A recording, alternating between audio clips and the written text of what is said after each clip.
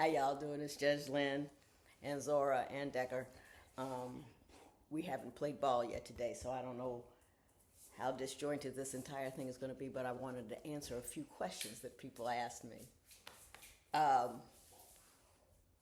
One of them, this is just a quick silly one, not silly, but this is just a quick one. Someone asked me if I could help them get a book contract and in advance. And my thing is this: you got to ask yourself, is that what you want?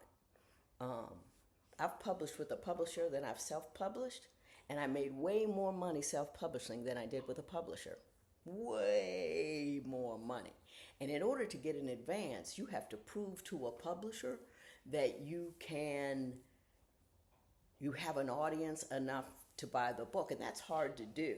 And they're very funny about that. So I prefer to self-publish. So that's what that is. You have to have a way to sell them their.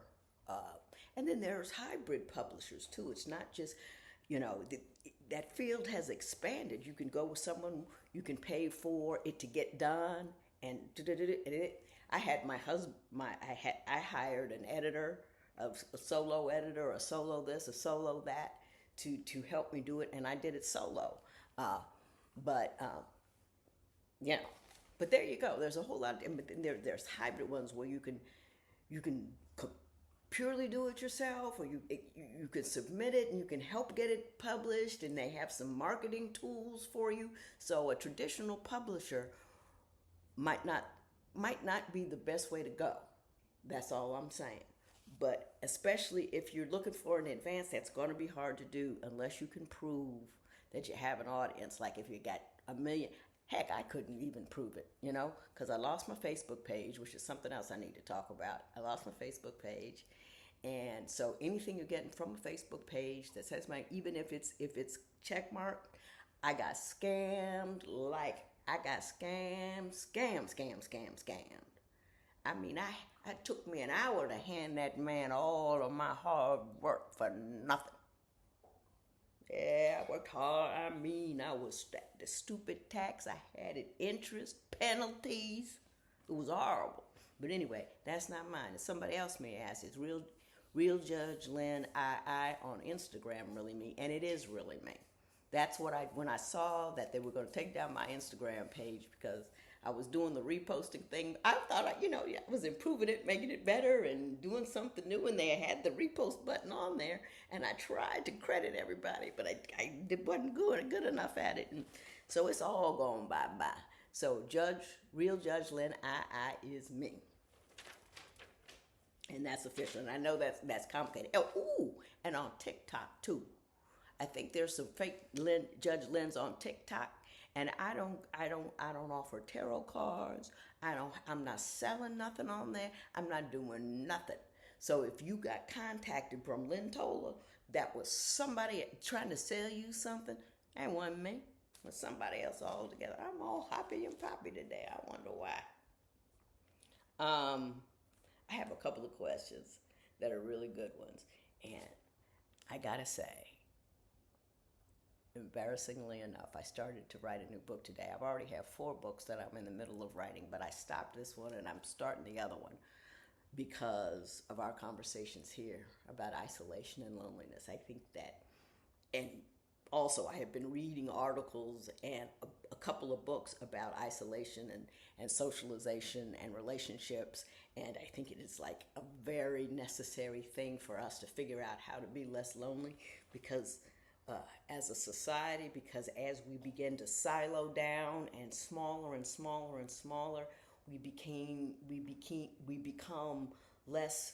We have less access to new and different and better, and we have more and more things that bother us because our world has become so small. Everything else is other. My sister, I don't have a picture of her, but my sister always had a good time, and you want to know why? Because she was open to new things. Instead of saying, "Oh, we don't do it like that," she was like, "Why you do it like that? Let me try it too." And she just, or why, or this or that, I ask questions about it. So the more tight and tribal we get, the lonelier we're going to be, and we're going to have to fight our way out of it. So I'm writing a book about that also, a tribute to Big E, because I got a hole in my heart in the shape of him, and there's nothing I can do about it. And I can be happy even though he's not here, but I can't be happy if I can't love him and feel him even though he's not here. If you don't understand, if you understand what I'm saying, talk to him, think about, this morning I did my best Eric impression I ever had. My son called up, we was doing a business deal about this, that, and the other thing, and he wasn't quite sure. And usually what would happen is, if he ever said anything like that to me, I'd say, "Listen, that's your father's alley," because I'm good at what I do. I was a good lawyer. I was a good judge. I think I was good on TV. I was good giving speeches, but the backroom business stuff I wasn't particularly good at, and that's what he was good at. And so I said, "What would Eric say? What would Eric say? What would Eric say? What would Eric say?" And Eric say was like, "You ain't got to call him back, and you ain't got to give a reason for and you don't have to this, and that's what I told him." And he said, "Hey, Mom, that was good." And I was like, "Yes, I did my best, Eric." He lives here, and I love it. So somebody else was talking to me. I got 2 more questions. I don't know if I'm going to do them both today because they're close. I'm going to start with the social anxiety one. It was when she says, "You talked about your social anxiety. Do you have any real tips about how to deal with social anxiety?" And I do, because when I ran for judge, I had to overcome a great deal of my social anxiety. So these are the tricks of the trade that I know. Now, they may or may not work for you, but they may give you an idea of what is possible.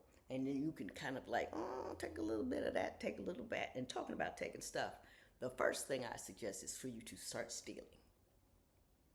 Now, don't pick up somebody else's phone and walk off with it. That's not what I'm talking about. I'm talking about steal from people who are good at what you would like to do. There was this woman, the woman who introduced me to my husband, as a matter of fact, Stephanie Tubbs Jones, love her to this day. She became a judge when she was 31. I was 33 when I became a judge, and she was in Congress, and she was the most engaging woman. You always remembered her. That's why she always did well in elections, because she walked in a room, she knew everything. So I used to watch her. And she doesn't talk about herself. She talked about other people. And she made sure she remembered one thing about the people that she talked to if she had met them before. She told me that. She said she makes a point of that. And once you do that, that makes that other person feels like this politician sees me, and therefore you're more likely to gain their vote. So I would watch what she did and steal some of the things that she was doing. Now, we can't be Stephanie. I don't have the natural gift of gab like my sister does. She can talk to anybody. Well, I know how disingenuous that sounds. I don't have the gift of gab when I gab on here all of the time. But in social situations, I'm awkward. And I'm awkward. And you're awkward in social situations because you don't think you fit. And since I've always been a little weird to the side, and not because of my gender or my race or my ethnicity or my socioeconomic, it's just because my head is a little left of center. And I just think differently. Not differently, but just weirdly. I don't know. But anyway, I always felt like social situations were inherently dangerous.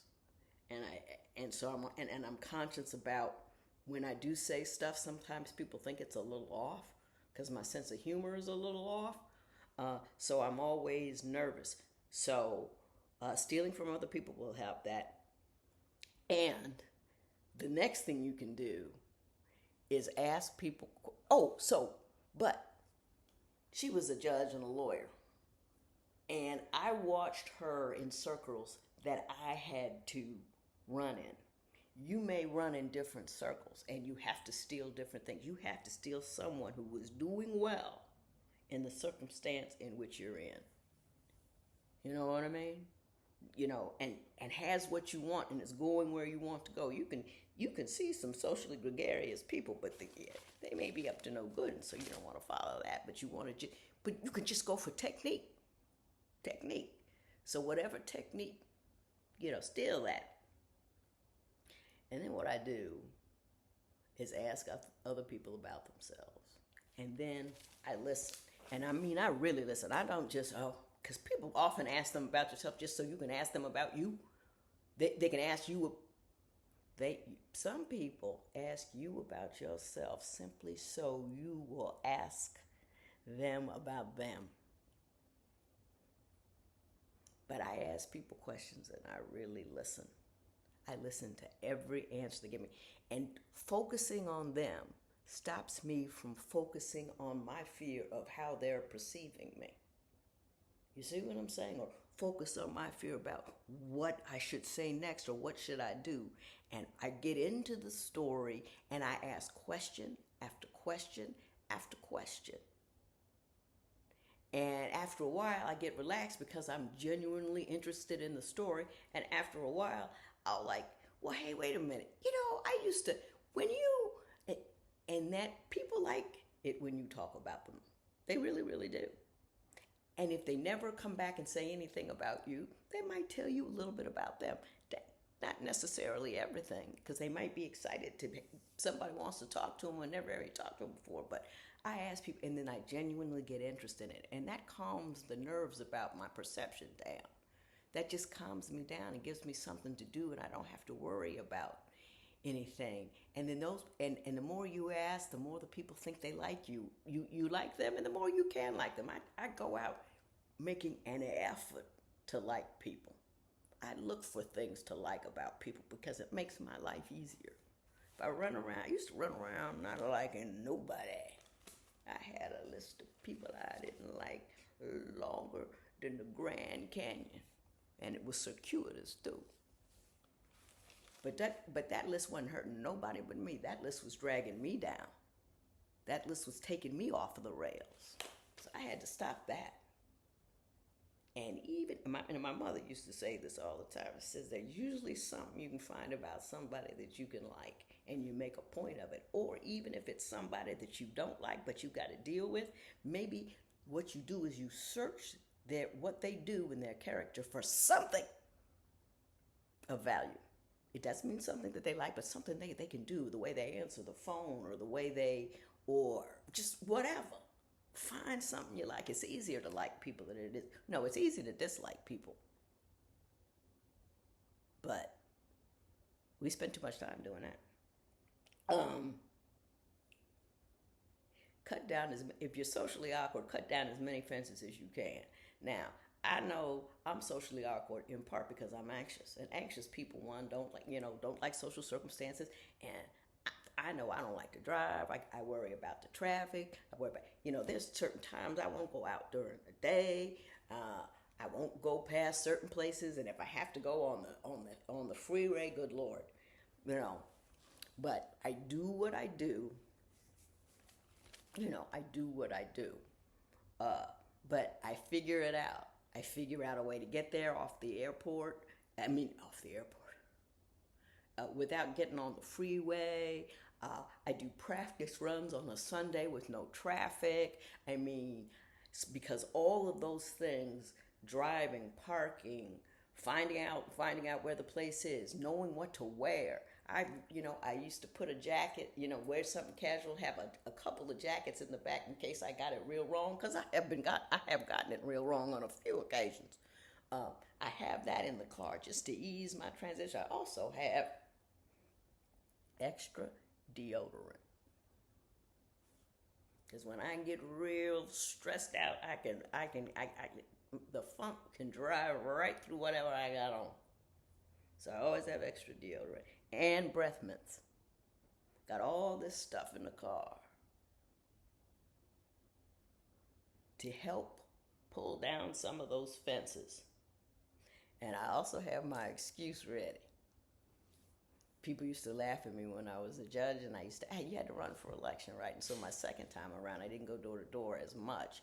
I went to event to event to event, And one of the ladies laughed at me. She says, you know, everybody knows what you do. And I said, what's that? Is you come in, you go through the room, you meet everybody, and then you're gone. And I said, that is what I do.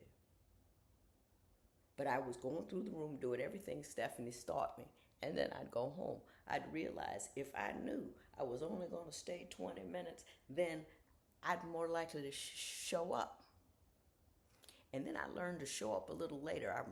I'm pathologically punctual because my father believed in that you always have to be punctual. But I learned if I come in right if the event is 8 and I come at 8, I gotta wait till enough people show. But if I come at 8:30, when the event is not about me, it's just like it's a social thing. You could come on in, Decker.